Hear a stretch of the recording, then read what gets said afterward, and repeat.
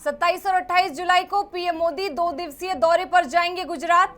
राजकोट को देंगे एयरपोर्ट की सौगात। सेमिकॉन इंडिया 2030 का करेंगे उद्घाटन। आरएसएस के वरिष्ठ पदाधिकारी मदन दास देवी का निधन। आज 81 साल की उम्र में लिया अंतिम सांस। पीएम मोदी ने ट्वीट कर दी श्रद्धांजलि। ज्ञानव्यापी सर्वे पर सुप्रीम कोर्ट ने 26 जुलाई तक लगाई रोक। मुस्लिम पक्ष को हाईकोर्ट जाने का दिया आदेश। फोटोग्राफी के जरिए सर्वे कराने की कही गई बात। आपके राज्यसभा सांसद संजय सिंह को संसद से किया गया सस्पेंड। नारेबाजी और पेपर आसन की ओर उछालने पर हुआ एक्शन। आप सांसदों ने संसद के बाहर भी किया प्रदर्शन। राजस्थान विधानसभा में जमकर हुआ बवाल। फूट फूट कर रोए कांग्रेस नेता राजेंद्र गुढ़ा। बोले, सदन में मुझे पीटा गया।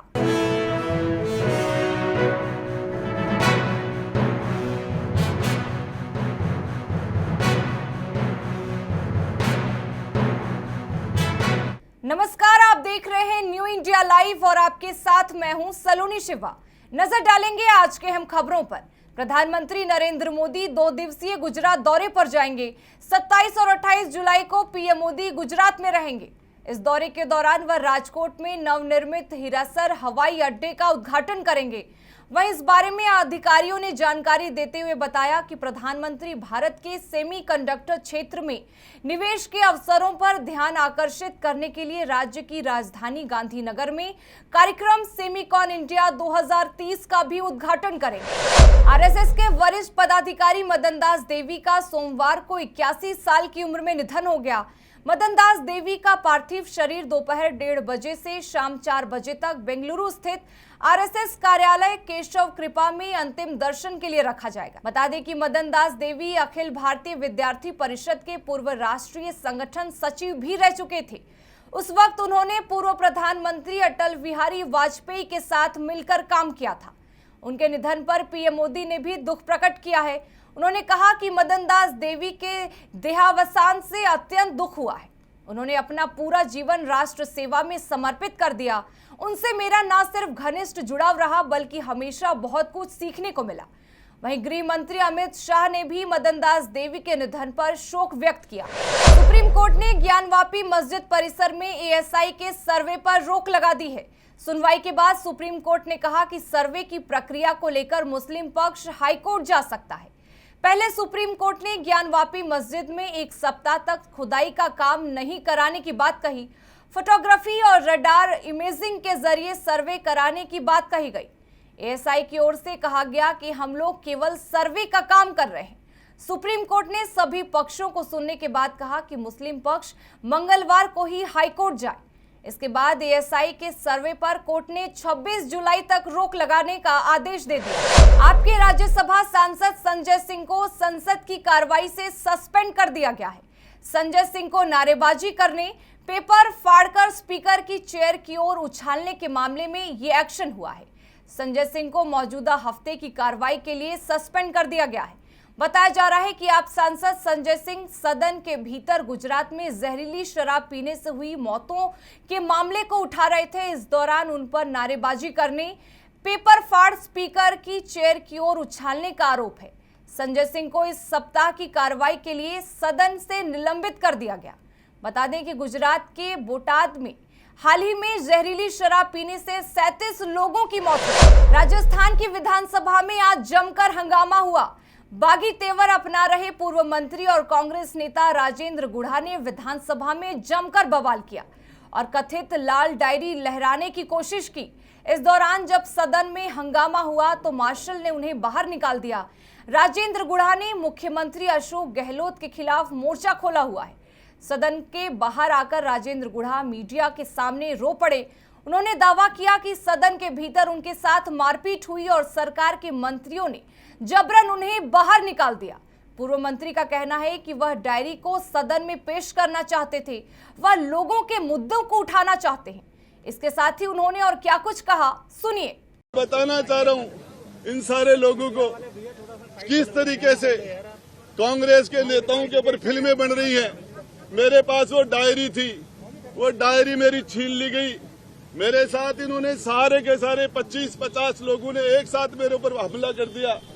प्रदेश कांग्रेस प्रभारी सुखजिंदर सिंह रंधावा ने प्रधानमंत्री नरेंद्र मोदी को लेकर विवादित बयान दिया है। रंधावा ने पीएम मोदी को ढपोर शंख बताते हुए कहा कि वो सिर्फ बातें करते हैं, जनता को कुछ नहीं देते। इतना ही नहीं, मणिपुर की घटना को लेकर रंधावा ने आरोप लगाया कि मणिपुर जल रहा है और प्रधानमंत्री विदेशों का दौरा कर रहे हैं। बता दें कि सिरसी रोड पर एक गार्डन में कांग्रेस के जयपुर देहात अध्यक्ष गोपाल मीणा के शपथ ग्रहण समारोह में कांग्रेस प्रदेश प्रभारी ने बीजेपी सहित पीएम मोदी पर जमकर हमला बोला। पीएम पर तंज कसते हुए सुखजिंदर सिंह रंधावा ने और क्या कुछ कहा, सुनिए। हमने वो नहीं कभी काम किया कि देश जल रहा है, प्रधानमंत्री जी बाहर के देशों पे दौरा कर रहे हैं। 3 महीने से मणिपुर में क्या हो रहा है, प्रधानमंत्री की नाम नींद खुल रही है, मन की बात करता है। वित्त मंत्री निर्मला सीतारमण ने बैंकों को निर्मम तरीके से लोन की रिकवरी करने को लेकर आगाह किया है। वित्त मंत्री ने कहा कि बैंकों द्वारा जोर जबरदस्ती के साथ लोन की रिकवरी करने की उन्हें शिकायतें मिली हैं। वित्त मंत्री ने आगे कहा कि उन्होंने सरकारी से लेकर निजी सभी बैंकों को यह हिदायत दी है कि लोन रीपेमेंट के प्रोसेस के दौरान सख्त कदम उठाने से परहेज करें।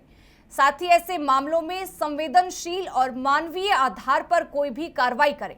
इसके साथ ही उन्होंने और क्या कुछ कहा, आइए आपको सुनाते हैं। My honorable colleague has given an answer. I would want to add something to it. The honorable member has raised a very sensitive issue. I know I've heard complaints about how very mercilessly the paying back has been followed up by some banks. Mumbai Pune expressway पर landslide होने के कारण मुंबई जाने वाले यातायात को देर रात करीब 6 घंटे तक रोक दिया गया। हालांकि तड़के 4 बजे से यातायात को फिर से बहाल कर दिया गया। जानकारी के मुताबिक बीती रात करीब 10:35 बजे खंडाला घाट में आदोशी टनल के पास लैंडस्लाइड हुआ। गनीमत रही कि इस घटना में किसी के घायल होने की कोई खबर नहीं है, लेकिन ट्रैफिक में फंसे लोगों का बुरा हाल हुआ। लैंडस्लाइड की इस घटना के बाद मुंबई की ओर जाने वाली लेन को बंद कर दिया गया और ट्रैफिक को पुराने मुंबई पुणे हाईवे पर डाइवर्ट कर दिया गया। करीब 5-6 घंटे एक ही जगह ट्रैफिक जाम में फंसे लोगों को पीने के लिए पानी नहीं मिलने से खास दिक्कत का सामना करना पड़ा। बच्चों से लेकर बड़ों तक की गाड़ी में बैठे बैठे हालत खराब हुई। मुंबई से सटे रायगढ़ की एक दुर्गम पहाड़ी पर स्थित इशरालवाड़ी गांव में लैंडस्लाइड के बाद अब तक 27 शव बरामद किए जा चुके हैं। हादसे के बाद लापता 57 लोगों को भी मृत मान लिया गया है। इसके साथ ही मरने वालों की संख्या बढ़कर 85 हो गई है। इन मौतों में फायर ब्रिगेड का एक कर्मचारी भी शामिल है, जिसकी रेस्क्यू के दौरान हार्ट अटैक से मौत हुई। ट्विटर का लोगो बदला जा चुका है। अब तक ट्विटर के लोगो में चिड़िया दिखती थी, लेकिन अब एक्स दिखेगा। ट्विटर ओनर एलन मस्क ने कहा कि अब x.com ओपन करने से ट्विटर ओपन हो जाएगा। अब ट्विटर को ट्विटर नहीं बल्कि एक्स कहा जा सकता है। हालांकि अभी twitter.com डोमेन भी एक्टिव रहेगा, लेकिन ये कब तक एक्टिव रहेगा कुछ कहा नहीं जा सकता है। ट्विटर अब एक्स है। x.com ओपन करने पर आप ट्विटर पर पहुंच जाएंगे। ट्विटर का लोगो बदला जा चुका है। अब चिड़िया की जगह आपको एक्स दिखेगा। अब आप ट्वीट नहीं, शायद एक्स ट्वीट करेंगे। दरअसल ट्विटर के मालिक एलन मस्क ने ट्विटर ब्रांड को खत्म करने की तैयारी पूरी कर ली है और अब इस माइक्रो ब्लॉगिंग प्लेटफॉर्म का नया दौर शुरू हो चुका है। फिलहाल इस बुलेटिन में बस इतना ही, लेकिन तमाम खबरों के लिए बने रहें हमारे साथ और देखते रहें न्यू इंडिया लाइव।